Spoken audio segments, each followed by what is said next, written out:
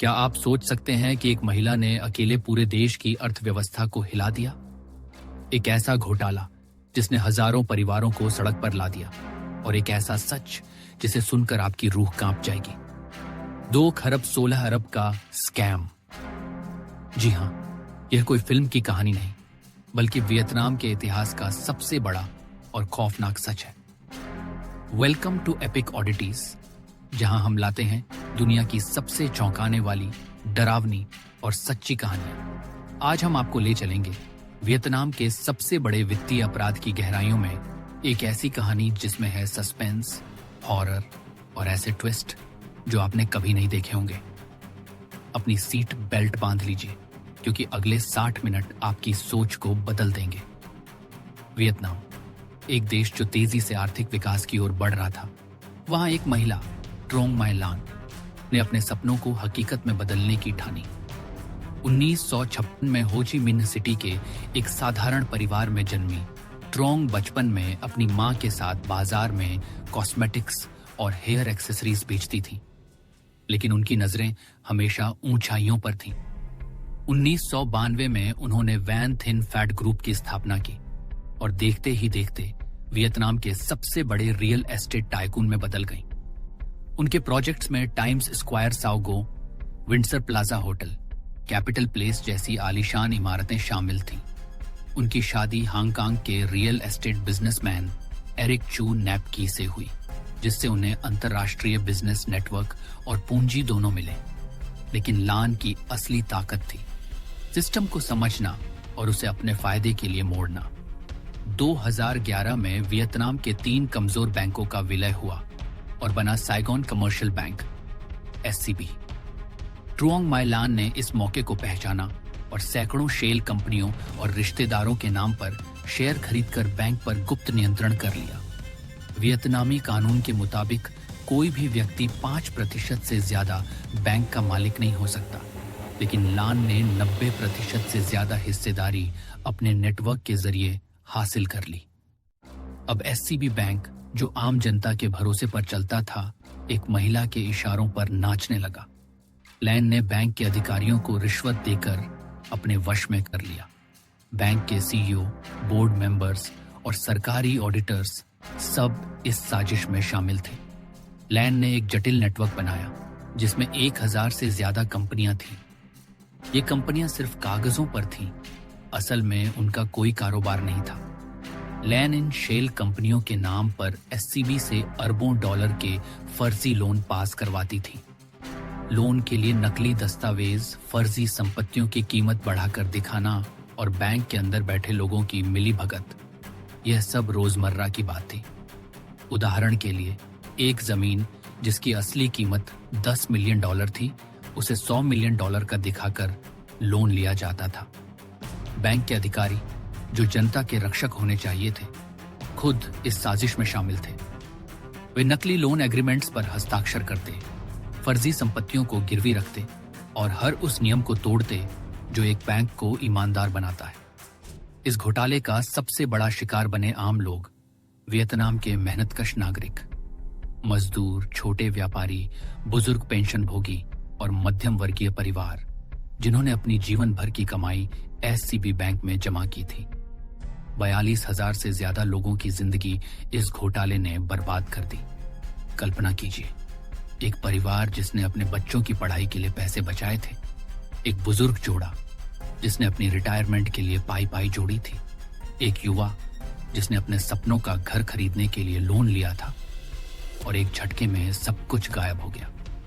कई लोगों ने अपनी पूरी जमा पूंजी गंवा दी, किसी का घर बिक गया और कई परिवार कर्ज में डूब गए। कुछ ने तो सदमे में आत्महत्या तक कर ली। सोशल मीडिया पर जस्टिस फॉर SCB विक्टिम्स जैसे हैशटैग ट्रेंड करने लगे, लेकिन उनका दर्द सुनने वाला कोई नहीं था। SCB बैंक के अंदर एक साइलेंट हॉरर चल रहा था। हर फाइल, हर ट्रांजैक्शन में छुपा था धोखा। ये सिर्फ एक व्यक्ति का घोटाला नहीं था, बल्कि एक पूरे सिस्टम का पतन था। लान ने अपने जाल में दर्जनों बैंक मैनेजर, सरकारी अफसर और बिजनेस पार्टनर को फंसा लिया था। बैंक के अधिकारी, जो जनता के रक्षक होने चाहिए थे, खुद इस साजिश में शामिल थे। वे जानते थे कि क्या हो रहा है, लेकिन पैसे और पावर के लालच में उन्होंने अपनी आंखें बंद कर ली थी। ये एक ऐसा हॉरर था जो अदृश्य था, लेकिन उसके परिणाम बहुत वास्तविक थे। हर कोई सोचता था मुझे तो कुछ नहीं होगा, लेकिन असलियत थी कोई भी सुरक्षित नहीं था। 2022 में एक छोटी सी चिंगारी ने पूरे घोटाले को आग लगा दी।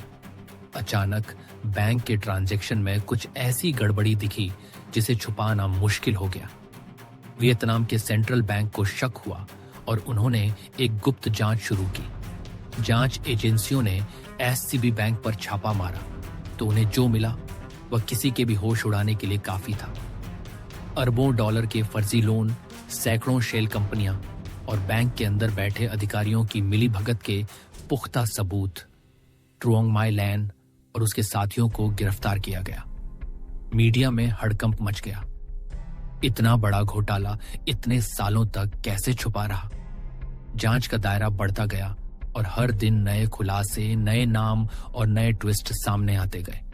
पता चला कि लान ने न सिर्फ बैंक के पैसे का गबन किया था, बल्कि उसने सरकारी अधिकारियों को भी भारी रिश्वत दी थी ताकि उसके काले कारनामे छुपे रहें।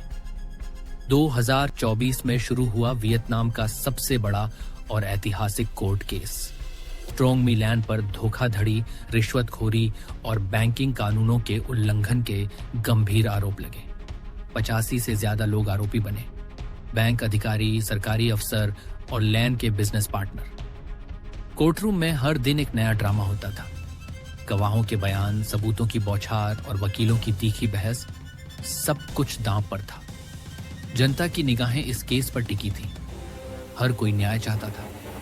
आखिरकार 11 अप्रैल 2024 को वियतनाम की अदालत ने ट्रोंग मी लान को मौत की सजा, डेथ पेनल्टी, सुनाई। यह फैसला पूरी दुनिया के लिए एक झटका था। क्या कभी किसी घोटालेबाज को इतनी बड़ी सजा मिली है? इस घोटाले ने वियतनाम की जनता का बैंकिंग सिस्टम से भरोसा तोड़ दिया। लोग डरने लगे, कहीं मेरी जमा पूंजी भी न डूब जाए।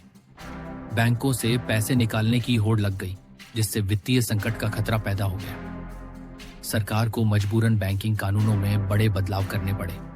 नए नियम, सख्त जांच और डिजिटल फाइनेंस पर कड़ी नजर, ताकि फिर कभी ऐसा ना हो। लेकिन घाव गहरे थे।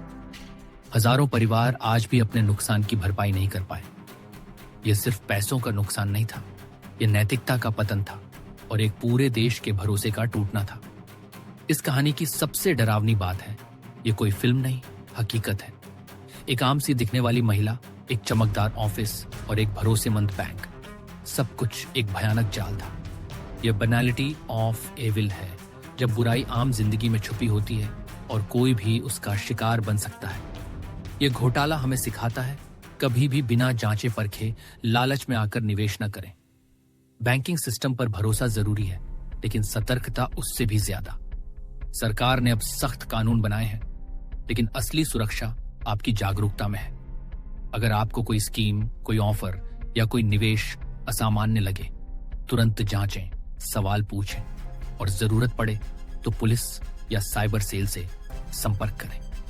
अपनी मेहनत की कमाई को किसी भी धोखेबाज के हाथों में न जाने दें। तो दोस्तों, ये थी वियतनाम के सबसे बड़े घोटाले की सच्ची, डरावनी और चौंकाने वाली कहानी।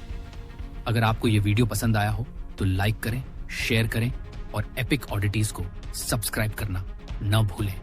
घंटी का आइकन दबाएं ताकि अगली बार जब हम कोई और रहस्यमयी, सस्पेंस और हॉरर से भरी सच्ची कहानी लाएं, आप सबसे पहले देख सकें। मिलते हैं अगले वीडियो में। तब तक सतर्क रहें, सुरक्षित रहें